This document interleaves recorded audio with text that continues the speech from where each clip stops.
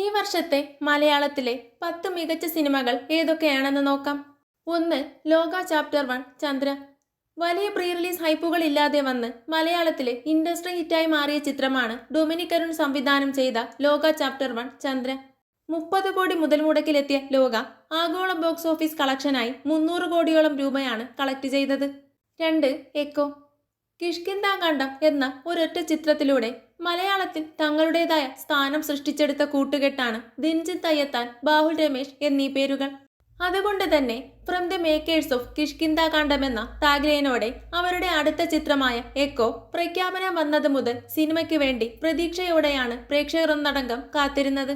അത്തരം പ്രതീക്ഷകൾ തെറ്റിച്ചില്ല എന്നത് തന്നെയാണ് എക്കോ നേടിയ വിജയം സൂചിപ്പിക്കുന്നത്. ചുരുങ്ങിയ ദിവസങ്ങൾ കൊണ്ട് തന്നെ ചിത്രം 45 കോടിയോളം കളക്ഷൻ നേടിയെന്നാണ് റിപ്പോർട്ടുകൾ. 3. ഡിയസീറെ. ഭ്രമയുഗം എന്ന ചിത്രത്തിന് ശേഷം രാഹുൽ സദാശിവൻ സംവിധാനം ചെയ്ത് പ്രണവ് മോഹൻലാൽ പ്രധാന വേഷത്തിലെത്തിയ ചിത്രമായിരുന്നു ഡിയസീറെ. വലിയ പ്രീ റിലീസ് ഹൈപ്പുകൾ ഇല്ലാതെ വന്ന ചിത്രം ബോക്സ് ഓഫീസിൽ വമ്പൻ നേട്ടമാണ് കൊയ്തത്. തുടർച്ചയായി 3 സിനിമകൾ 50 കോടി ക്ലബിലെത്തി എന്ന അപൂർവ നേട്ടം മലയാളത്തിൽ നിന്നും സ്വന്തമാക്കാൻ പ്രണവിന് ഈ ചിത്രത്തിലൂടെ സാധിച്ചിരുന്നു. ആഗോളതലത്തിൽ 80 കോടിയിലധികം ചിത്രം നേടി. 4. തുടരും.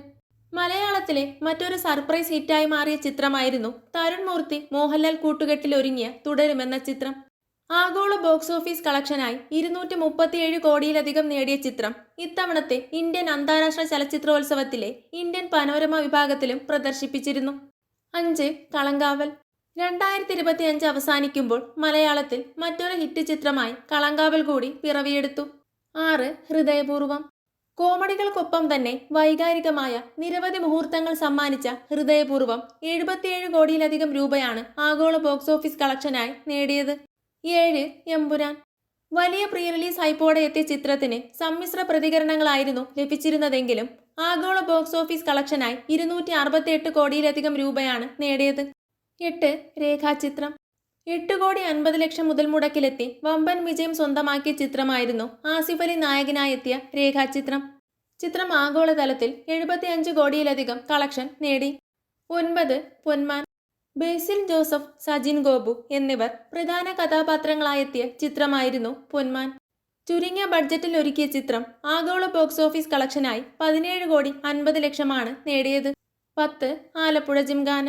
അമേച്ചർ ബോക്സിംഗിന്റെ കഥകളും തമാശകളുമായെത്തിയ ഖാലിദ് റഹ്മാൻ ചിത്രം ആലപ്പുഴ ജിംഖാന ബോക്സ് ഓഫീസിൽ മികച്ച നേട്ടമാണ് കൈവരിച്ചത്. 70 കോടിയോളം രൂപയാണ് ചിത്രം ആഗോള ബോക്സ് ഓഫീസിൽ നിന്നും നേടിയത്. ഈ ചിത്രങ്ങളെ കൂടാതെ ഓഫീസർ ഓൺ ഡ്യൂട്ടി, നരിവേട്ട തുടങ്ങിയ ചിത്രങ്ങൾ കളക്ഷനിൽ മികച്ച നേട്ടം സ്വന്തമാക്കിയിരുന്നു. കൂടാതെ ശരൺ വേണുഗോപാൽ ഒരുക്കിയ നാരായണീന്റെ 3 ആൺമക്കൾ, ശിവപ്രസാദ് ഒരുക്കിയ ബ്ലാക്ക് ഹ്യൂമർ ചിത്രം മരണമാസ്, സന്ദീപ് പ്രദീപ്, ഷറഫുദ്ദീൻ, സുരാജ് വെഞ്ഞാറമൂട് എന്നിവർ പ്രധാന വേഷത്തിലെത്തിയ പടക്കളം, ആസിഫ് അലിയെ നായകനാക്കി താമർ ഒരുക്കിയ സർക്കിട്ട്, ദേവദത്ത് ഷാജിയുടെ ധീരൻ എന്നീ ചിത്രങ്ങളും മികച്ച പ്രേക്ഷക നിരൂപക പ്രശംസകൾ നേടിയ ഈ വർഷത്തെ ചിത്രങ്ങളായിരുന്നു. കൂടുതൽ സിനിമാ വിശേഷങ്ങൾക്കായി ചാനൽ മറക്കാതെ സബ്സ്ക്രൈബ് ചെയ്യുക.